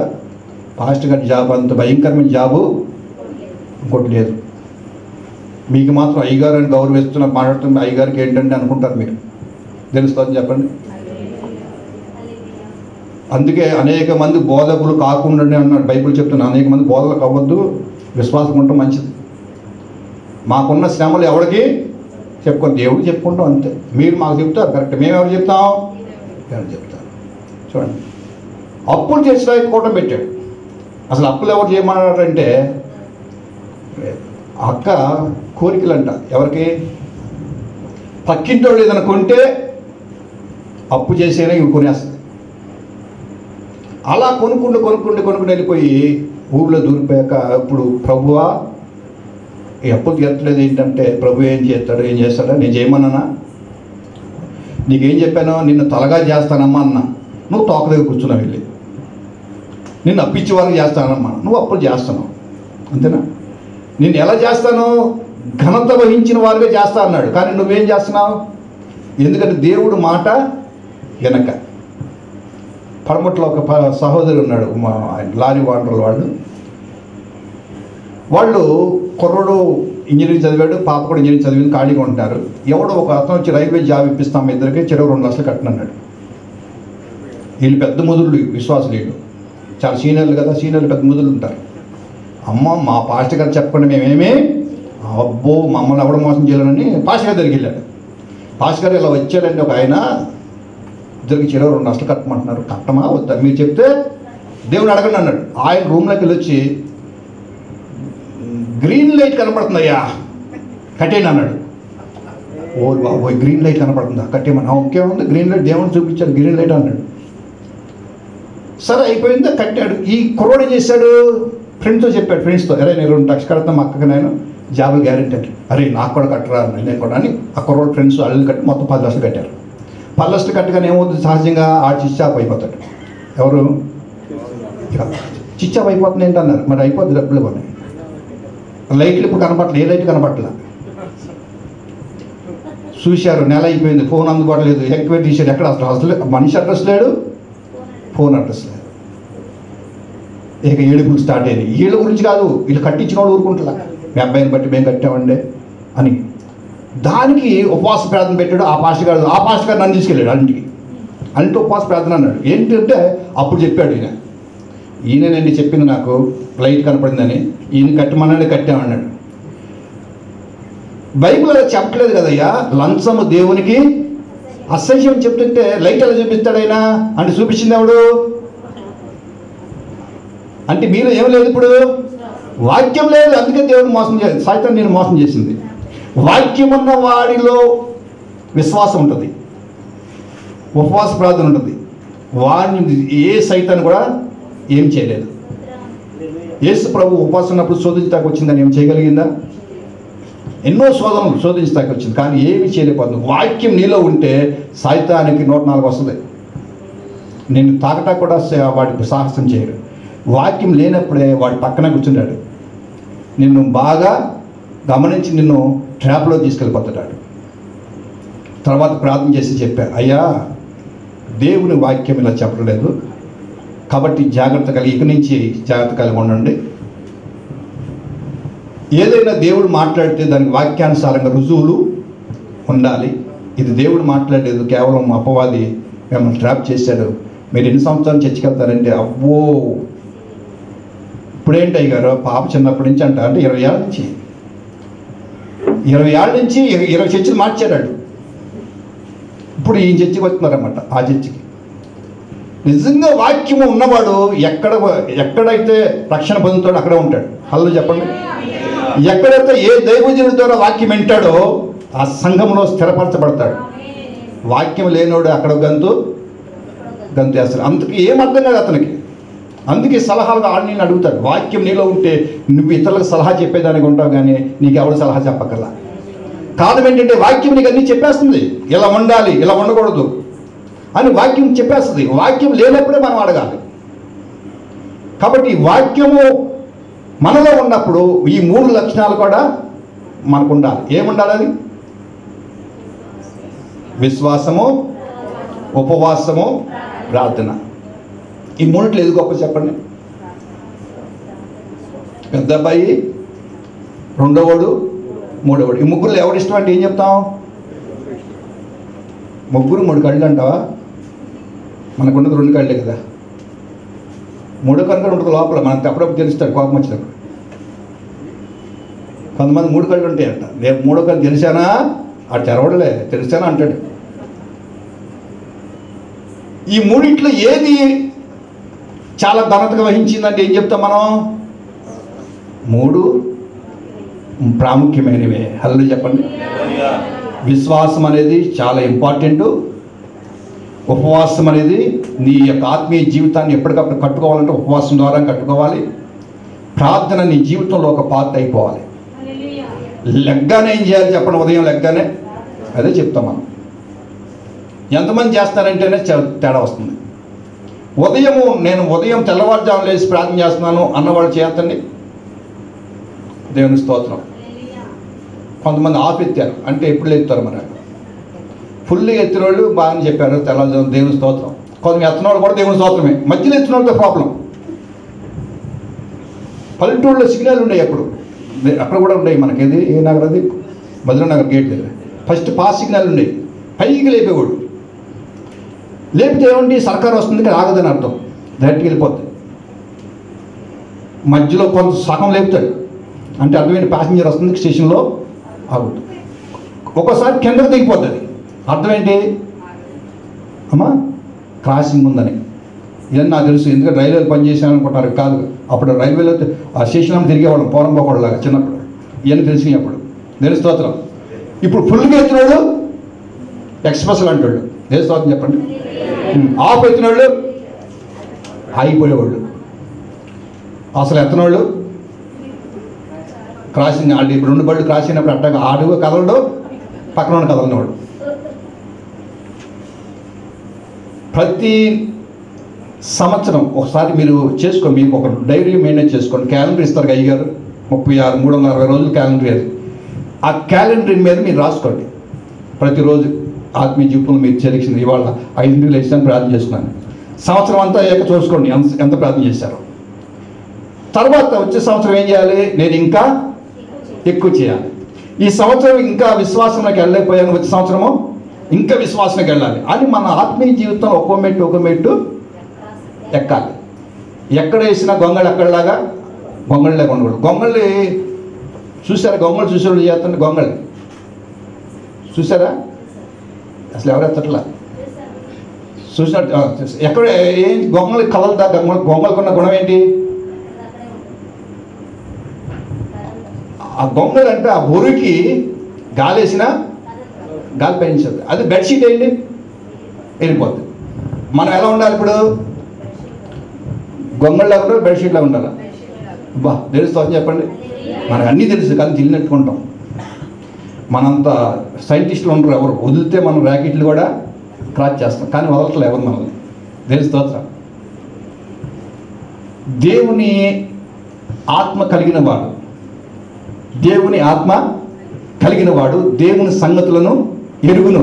హల్లెలూయా చెప్పండి. అలాగే దేవునితో సహవాసం చేస్తున్న మనము విశ్వాసము, ఉపవాసము, ప్రార్థన ఉన్నప్పుడు దేవుడు మనతో డైరెక్ట్గానే మాట్లాడతాడు. నీకు రాబోయే సంగతులు కూడా చెప్తాడు, జరిగిన సంగతులు కూడా మాట్లాడతాడు. నీకు అన్ని విషయాలు ఆయన నేర్పిస్తాడు పరిశుద్ధాత్మ దేవుడు. దేవుని స్తోత్రం. 2 ముక్కలు చెప్పి ప్రార్థన చేస్తాను, టైం తక్కువగా ఉంది. ఇంకా నీ ప్రార్థన, నువ్వు చేసే ప్రార్థన దేవుడు వింటున్నాడా లేడా ఒక డౌట్. అలా అనేవాళ్ళు చేయొద్దండి. అసలు దేవుడు నా ప్రార్థన వింటున్నాడు లేదా అనుమానం ఉంది అయ్యగారు అన్నవాళ్ళు. అంటే అనుమానం ఎవరికి లేదు. దేవుని స్తోత్రం చెప్పండి. అంటే విశ్వాసము కంపల్సరిగా విన్నాడు. ఇంకోటి, దేవుడు నీ ప్రార్థన దేవుడికి అర్థం అవుతుందో అర్థం అవ్వట్లేదా?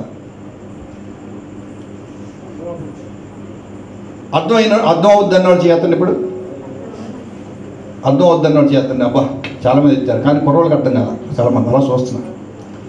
నీ ప్రార్థన దేవుడికి అర్థమే కాదు. నీ ప్రార్థన అర్థం చేసేది, అర్థమయ్యేదని చెప్పేదే పరిశుద్ధాత్ముడు. హల్లెలూయా చెప్పండి.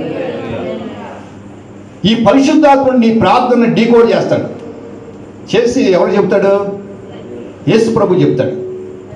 యేసు ప్రభు ఎవరు చెప్తాడు? తండ్రికి చెప్తాడు. తండ్రి ఏం చెప్తాడు? ఆమెన్ అంటాడు. హల్లెలూయా చెప్పండి.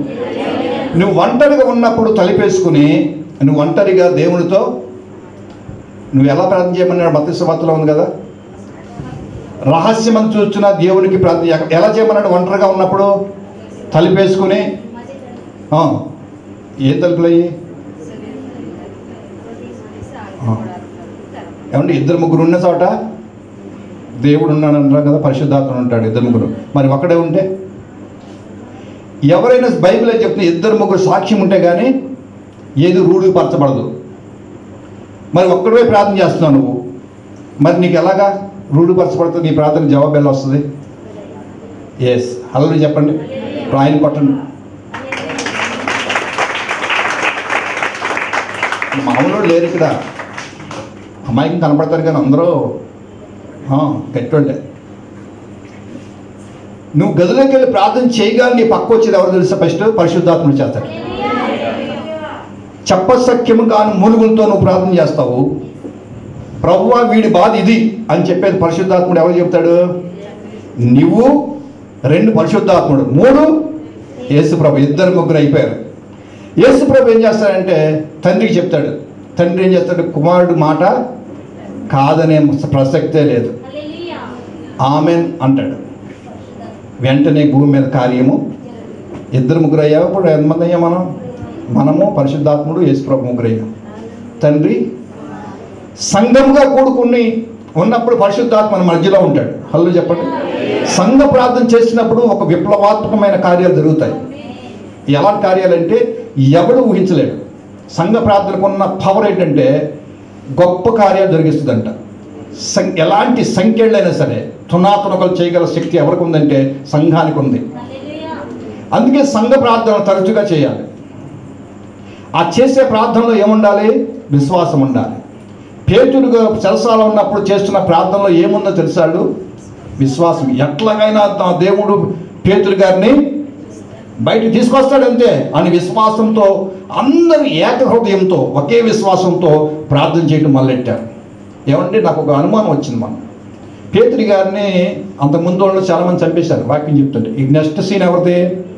పేతురు. ఇవాళ టైం అయిపోయింది కాబట్టి లేదు, లేకపోతే ఈయన వేసేద్దాము, కాపలాగా అయిన వాళ్ళు అన్నారు. ఆయన పడుకున్నాడు, నిద్రపోయాడంట. అసలు ఆ టైంలో నిద్రపడితే ఎవరికన్నా నిన్ను రేపు వదిలే వేసేస్తారా అంటే చక్కగా పడుకున్నాడంట సైనికుల మధ్యలో.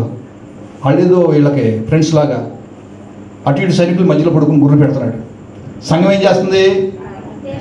మెలకు కలిగి విశ్వాసంతో ఒకే విషయము, ఇంకా 100 విషయాలు లేవు అక్కడ, ఒకే అంశం. ఏంటి అంశం? మా సేవకుడు బయటికి రావాలంతే. నువ్వు ఏదైనా చేయ ప్రభువా, ఒక మిరాకిల్ జరిగించాలి. అయితే అక్కడ ఇంపాసిబుల్ అండి, ఎందుకంటే అటు ఇటు సైనికులు ఉన్నారు, గొప్ప సెక్యూరిటీ ఉంది, అది ఇంపాసిబుల్ అన్నారు అందరూ. కానీ సంఘ ప్రార్థనకి ఏది ఇంపాసిబుల్ కాదు. హల్లెలూయా చెప్పండి. సంఘ ప్రార్థన ద్వారా అద్భుతాలు జరుగుతాయి. మీ సంఘ ప్రార్థన మామూలు విషయం కాదు. మీరు ఏదో వచ్చి వెళ్ళిపోతున్నట్టు కాదు, మీ ప్రార్థన ద్వారా ప్రపంచాన్ని తలకిందులు చేయొచ్చు. ఈరోజు మీ ప్రార్థన ద్వారా ఎన్నో అద్భుతాలు జరిగి ఉంటాయి, ఎన్నో అద్భుత కార్యాలు దేవుడు చేసి ఉంటాడు. ఈరోజు మేము మన సంఘాల్లో ఎవరికి వైరస్ బారిన పడకుండా ఉన్నారంటే మీ ప్రార్థనే. హలో చెప్పండి. నా మట్టుకు నేనైతే చాలామంది దైవజనులు ఈ లోకం విడిచి వెళ్ళిపోయినప్పటికీ ఐగత పంచుకునేందాడ ఈరోజు సజీవుల లెక్కలో ఉంచి ఈరోజు ఇక్కడ వాడుకుంటానంటే కేవలం దేవుని యొక్క కృప. హల్లెలూయా. అలాంటి దేవుని కలిగి ఉన్న మనము ఇంకా దేవుళ్ళో మనం బలపడాలి. బలపడాలంటే మొట్టమొదటిగా విశ్వాసము నీ ఆయుధంగా మారాలి. విశ్వాసం అనుకున్న పదును మరి దేనికి, ఉపవాసం అనుకున్న శక్తి మరి దేనికి. మూడు వెపన్స్ లాంటి శత్రువుని జయించే వెపన్స్ ఏంటంటే ఈ మూడే. ఈ మూడు ఉండాలంటే మెయిన్ వెపన్ ఏంటంటే వాక్యం. ఈ వాక్యం నీలో ఉంటే ఈ మూడు కూడా నీలో ఉండాలి. అప్పుడు శత్రువు నిన్ను చూసి పారిపోతాడు. అపవాదిని గద్దించుడి, అప్పుడు వాడు మీ వద్ద నుంచి మామూలుగా గద్దిస్తే వాడు వెళ్తాడు, తెలుసు నాకు అంటాడు. నీ దగ్గర వెపన్స్ ఉంటే భయపడతాడు. ఆయుధాలు ఉండాలి. ఈ మూడు ఆయుధాలు కానీ నువ్వు ధరించుకుంటే శత్రువు దగ్గరికి రాడు. ఎందుకని? నీ ఆయుధాలు వాడికి తెలుసు. ఆయుధాలు లేని దగ్గరికి వస్తాడు శత్రువు. కనుక ఈ మూడు ఆయుధాలు కూడా చాలా పవర్ఫుల్. అందుకే తరచుగా మీరు ఉపవాసాల నుండి ప్రార్థన చేయండి. విశ్వాసంలో మనం ఎలా ఉండాలి? బలంగా ఉండాలి విశ్వాసం. ఇది దేవుడు మనకి చేస్తాడు. ఇంకోటి ఏంటి చెప్పినా, వీళ్ళు విశ్వాసంతో ప్రార్థన చేస్తున్నారు. పేతురు గారు పడుకుంటాక రెండో కారణం ఒకటి ఏంటంటే సంఘం ప్రార్థన చేస్తున్నాను కాదు, పేతురికి కూడా ఒక విశ్వాసం ఉంది. ఏంటి? ఆయనకు ఒకసారి మాట్లాడతాడు దేవుడు. నువ్వు యవ్వనస్తుడిగా ఉండగా నువ్వు ఎక్కడికైనా వెళ్ళొచ్చు, తర్వాత వృద్ధాప్యం వచ్చాక నీకు తెలియని ప్లేస్ కట్టుకుని పోతారా అని చెప్తాడు. ఎవరితో? పేతురు దేశప్రభు. ఆ మాట గుర్తొచ్చింది. ఇప్పుడు నేను నా వయసు తక్కువ, యవనస్తుని కదా, ఇప్పుడు నేను చనిపోవడానికి అవకాశం, నేను వృద్ధాప్యం వచ్చాక కానీ సావను దేవుడు చెప్పిన మాటను బట్టి, కాబట్టి ఎవరు నన్నేమి అని పడుకున్నాడు. అంతే. అంటే అక్కడ వాగ్దాన ఫలాన్ని కూడా నమ్మాడు. హల్లెలూయా చెప్పండి. నువ్వు యేసు ప్రభువు నమ్మినట్టుగా నీకు ఇచ్చిన వాగ్దానాన్ని కూడా నువ్వు నమ్మాలి. చాలామంది 30% వాగ్దానం చేస్తారు నైట్, కానీ తీసుకెళ్ళి తెల్లారి ఎక్కడ పెడతారు? బైబిల్లో పెట్టేసుకుంటారు. తర్వాత చదువుతారో లేదు, పని చేస్తున్నారో లేదు కూడా. ఆ వాగ్దానం, నీకు ఇచ్చిన వాగ్దానం నీ జీవితంలో ఆ సంవత్సరంలో పనిచేయాలంటే ఆ వాగ్దానాన్ని నువ్వేం చేయాలి? నమ్మాలి. హల్లెలూయా చెప్పండి. ఆ వాగ్దానం అనగా దేవుని నోటి నుంచి వచ్చే మాట. ఆ మాటను నువ్వు నమ్మితే నీ జీవితంలో జరిగిపోతుంది. నాకు ఇచ్చిన ప్రతి వాగ్దానము దేవుడు నెరవేరుస్తూ ఉన్నాడు. ప్రతి వాగ్దానాన్ని నమ్మాను. అబ్రహాం కూడా వాగ్దానాన్ని నమ్మాడు. హల్లెలూయా చెప్పండి. వాగ్దానం అనగా దేవుడు మాట తప్ప మరొకటి కాదు. కనుక దేవుని వాక్యము వినుచున్న ప్రియ సహోదరి సహోదరుక, నీలో దేవుని వాక్యం నివాసం ఉన్నది అనటానికి అర్థం ఏంటంటే ఈ సూచనలు మూడు ఉండాలి. నీలో విశ్వాసం ఉండాలి, ఉపవాస ప్రార్థనలు ఉండాలి, ఏకాంత ప్రార్థనలు ఉండాలి, దేవునితో సహవాసం కలిగి ఉండాలి. ఉపవాసము, ప్రార్థన, విశ్వాసము. తెలుస్తా చెప్పండి. ఈ మూడు నీ జీవితంలో పరిపూర్ణంగా ఉన్నట్లయితే నీలో దేవుని ఆత్మ నివాసం చేస్తాడు. అప్పుడు నీ యొక్క జీవితంలో గొప్ప కార్యాలు దేవుడు జరిగించడానికి అవకాశము. మామూలు నామినల్ క్రైస్తవులుగా ఉండటానికి దేవుడు నేను పిలవలేదు. ఏదో మొక్కుబడి క్రైస్తవులుగా రావడానికి కాదు మిమ్మల్ని దేవుడు పిలిచింది. మీ ద్వారా దేవుడు అద్భుతాలు చేయాలి. హల్లెలూయా చెప్పండి.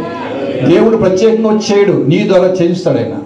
నీ విశ్వాసం కలిగి ఉండు, ఉపవాసం కలిగి ఉండు, తర్వాత ప్రార్థన జీవితం గడుపు. నీ కుటుంబంలో అద్భుతాలను చూస్తావు.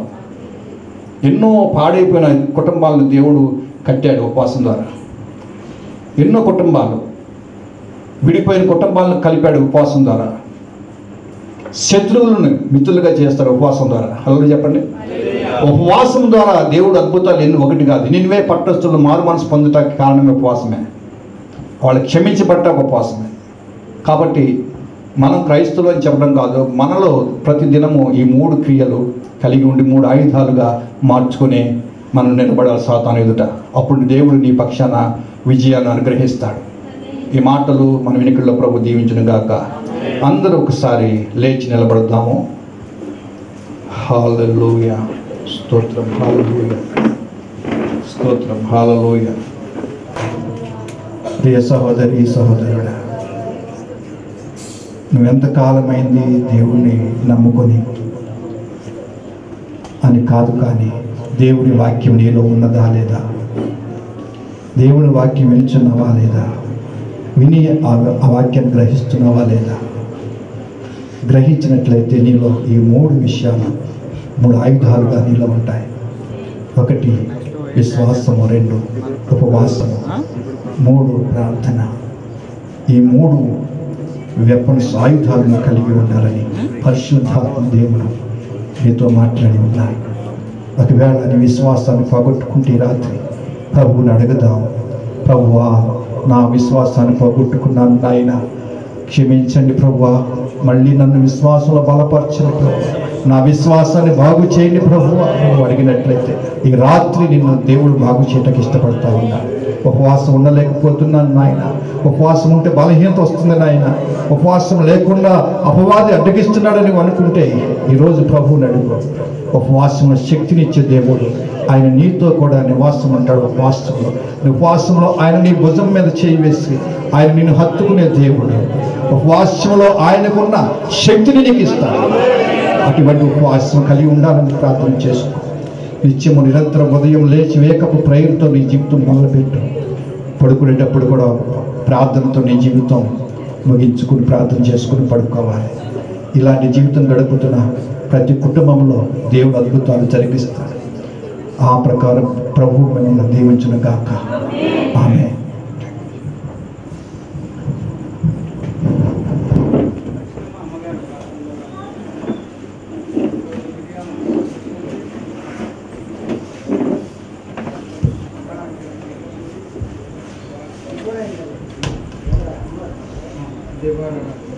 స్తోత్రాలు. ఆమె పొలాలు పంచిపెట్టింది. అమ్మా, ఆమె కొరకు మీరు ప్రార్థన చేయండి. రేపు 2 యవనస్తులు బాప్తిస్తాలకు సిద్ధపడుతున్నారు. అందులో నీళ్ళు లేవు. తెల్లవారుజామున యవనస్తులు ఇక్కడ స్థానికులు ఆ తొట్లో నీళ్ళు పోయాలి, కసరత్తు చేయాలి. రేపు తెలిసిపోతుంది నీ యొక్క విశ్వాసం ఎంత ఉందో తెలిసిపోతుంది. ఏమో ఆడపిల్లలు కానీ మగపిల్లలు కానీ ఈ పంపులో ఒక 20 బిందులు, ఆ పంపులోకి 20 కొన్ని ఉన్నాయి. ఈరోజు నిన్న పంపు రాలేదు కాబట్టి ఇది పనిష్మెంటు, ఇది పరీక్ష. దేవునికి స్తోత్రాలు.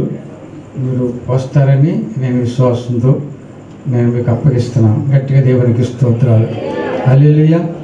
మీరు జ్ఞాపకం చేసుకోండి, 2 పిల్లలు యవనస్తులు వాళ్ళు. అయితే నేను ముగింపించే ముందు అమ్మగారు ప్రార్థన చేస్తుందని రేపు ఆఖరి కూటం పగలు మధ్యాహ్నం మా చిన్నమ్మ వాక్య పరిచయం చేస్తాను నాన్నగారు అని అడిగింది. ఆమెకి ఇస్తాను. మీరందరూ రండి. స్త్రీలు చక్కగా చాలా మేము బలపరుస్తుంది. చాలా పరిశుద్ధాత్మ దేవుడే పెట్టిన వాడుకుంటాడు. మీరందరూ ఎవరు మానొద్దండి. అవసరం రేపు పూర్తిగా అందరూ సెలవు పెట్టండి. ఆఖరి రోజు పనికి వెళ్ళేవాడు ఉంటే బాధలు ఉన్నాయి, మీకు అప్పులు ఉన్నాయి, రుణాలు ఉన్నాయి తెలుసు. అంతకంటే దేవుడు ఇందాక మీరు వాక్యం ఉన్నారు కదా, ఖచ్చితంగా దేవుడు మా రుణాలు మా అప్పులన్నీ కూడా దేవుడు తీర్చగలిగిన వాడు. హల్లెలూయా. నమ్మకస్తులకు నిండైన దీవెనలు. ఇది కూడా జ్ఞాపకించుకోండి. ఆ విధంగా పొద్దున 11 గంటలకల్లా మీరు అందరూ రావాలని ప్రేమపూర్వకంగా నేను మనవి చేస్తున్నాను. ఈ సమయం అమ్మగారికి ఇస్తాను. తను ప్రార్థన చేసిన తర్వాత ఆశీర్వాదం తీసుకున్నాం.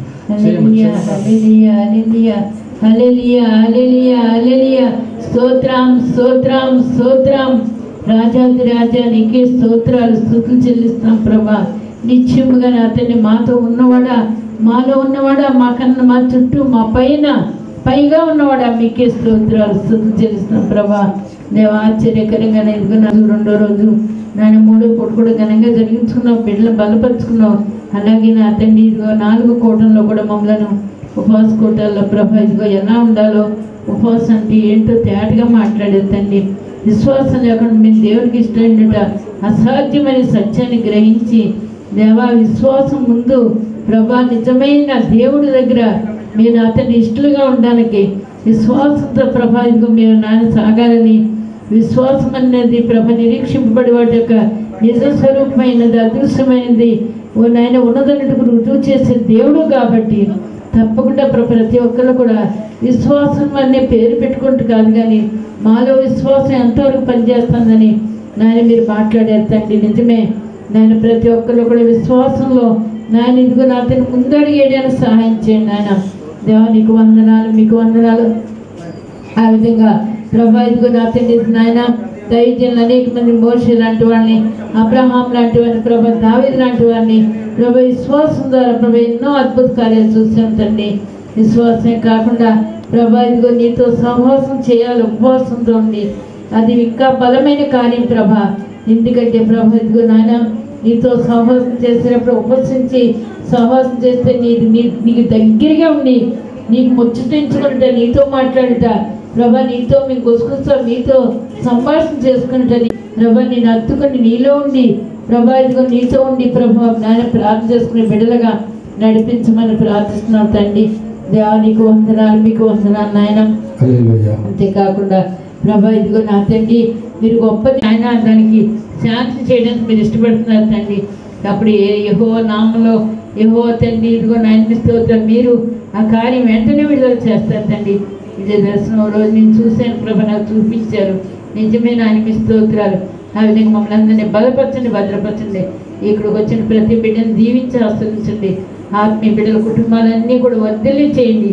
వాక్యానుసారంగా నాయన వెలుగుండే బిడ్డలుగా వెలుగులో సాగేవారిగా, చీకటిని తరిమి కొట్టేవారుగా, అపాలను జయించేవారుగా ప్రభా వారి ప్రతి అడుగులో కూడా నీ వాక్యమనే నా తండ్రి త్రోవకి ప్రభు వెలుగుగా ఉంటాను సహాయం చేయండి, కృప చూపించండి. ఆ విధంగా ప్రతి ఒక్కరిని సిద్ధపరిచి ఆయతపరచండి. ఇష్టపడిన వాక్యం అందరూ హృదయాల్లో పరిశుద్ధాత్మ నీరు కట్టి బహుగా ఫలింపచేయండి. రాజాది రాజా నీకే స్తోత్రాలు నాయన. ఇదిగో ఈ 2 దినాలు ఆశ్చర్యకి 4 పూటలు మీ నామానికి మహిమ కలిగి నీ బిడ్డలను ఏ సమయాన్ని ఎవరి నెల నిలబెట్టుకుని వాడుకోవాలో మీరు వాడుకున్నారు తండ్రి.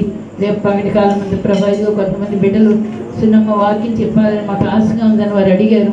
అడిగిన దాన్ని బట్టి ఆ బిడ్డ ప్రభా తప్పకుండా నీ ప్రభ ప్రార్థన చేస్తున్నాను అంది ప్రభా. మీకు స్తోత్రాలు.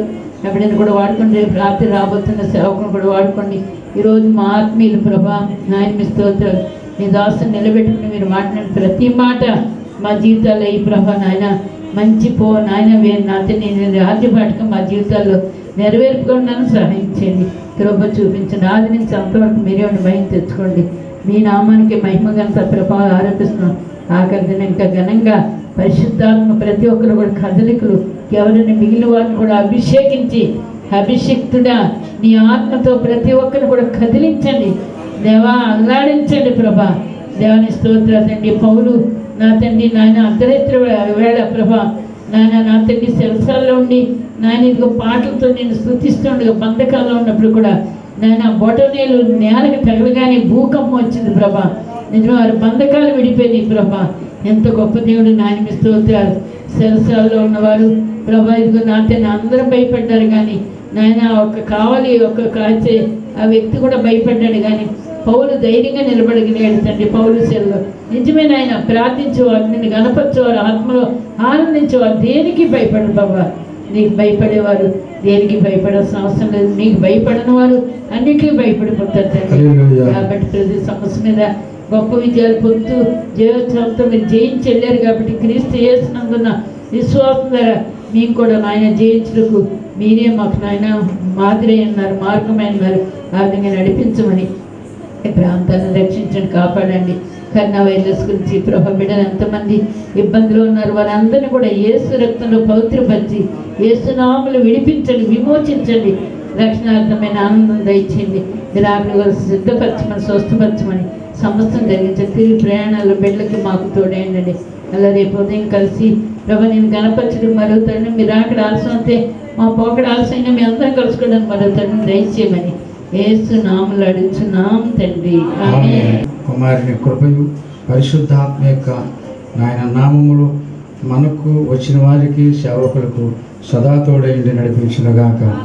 యేసు రక్తమేచ్యం, శిలువ రక్తమేచ్యం, యేసు నామములో సంపూర్ణ జీవము కలుగునుగాక. ఆమేన్, ఆమేన్, ఆమేన్. హల్లెలూయా. ప్రభునందు ప్రియమైన వీక్షకులకు మా ప్రేమపూర్వక విన్నపము. మీరు MGMVJ అను మన యూట్యూబ్ ఛానల్ సబ్స్క్రైబ్ చేశారా? చేయకపోతే వెంటనే సబ్స్క్రైబ్ చేయండి, లైక్ చేయండి, షేర్ చేయండి, బెల్ బటన్ నొక్కండి. తద్వారా కొత్త వీడియోలు అప్లోడ్ చేయగానే మీకు నోటిఫికేషన్స్ చేయబడతాయి. మొదటగా మీరు సబ్స్క్రైబ్ చేయటం వలన మీకు తెలియకుండానే దేవుని పనిలో మీరు కూడా పాలుభాగస్తులవుతారు. రెండవదిగా మమ్మల్ని ప్రోత్సహించిన వారవుతారు. తద్వారా మరెన్నో అద్భుతమైన స్కిట్లు, స్టోరీలు, ఇంకా ఎన్నెన్నో అద్భుతాలు ఆవిష్కరించుటకు పురికొల్పిన వారవుతారు. మూడవదిగా, అనేక మందికి సువార్త పరిచర్య చేయుటలో మీరు తోడ్పడిన వారవుతారు. ఇవన్నీ కేవలం సబ్స్క్రైబ్ చేయటం వలన మీకు తెలియకుండా మీరు చేసే గొప్ప పనులు. మా ప్రేమపూర్వక విన్నపాలన్నీ ఆచరిస్తారని, ఆదరిస్తారని, అనుసరిస్తారని ఆశిస్తున్నాము. చిన్న చిన్న నీటి బొట్టు కలిస్తేనే మహాసముద్రం అవుతుంది. కోటి సంఖ్య కూడా ఒకటితోనే మొదలవుతుంది. దేవునికే మహిమ కలుగునుగాక. ఆమెన్.